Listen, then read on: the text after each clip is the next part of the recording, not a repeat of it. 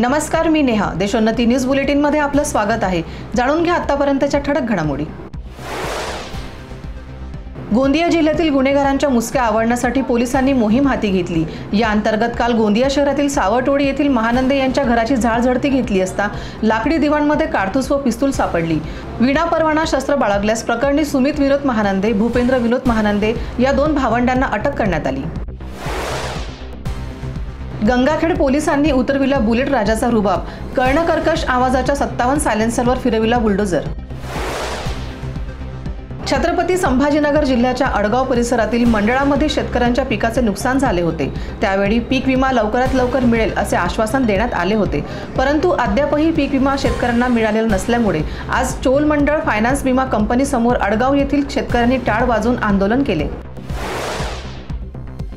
मुंबईच्या मालाड पूर्व येथील दप्तरी रोडवर असलेल्या सेंटर प्लाझाच्या 5व्या मजल्याला आग. कोणतीही जीवितहानी झाल्याचे वृत्त नाही.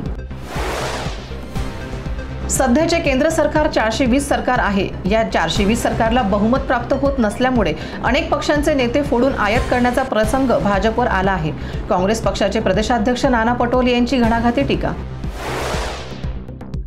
जळगाव जिल्ह्याच्या चोपड्यातील 215 मतदारांनी फॉर्म नंबर 12D भरून केली घरूनच मतदान करण्याची मागणी. राष्ट्रवादी काँग्रेसचे अध्यक्ष शरद पवार महाविकास आघाडीच्या बैठकीसाठी ट्रायडेंट हॉटेलमध्ये दाखल.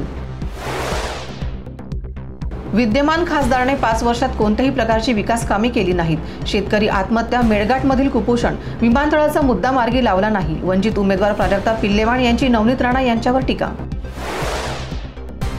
धुळे शहराच्या नागरी वस्तीत असलेल्या मनपाचा कचरा डेपो नागरिकांची ठरतोय डोकेदुखी. नागरिकांनी एकत्र येत डेपोला ठोकले टाळे.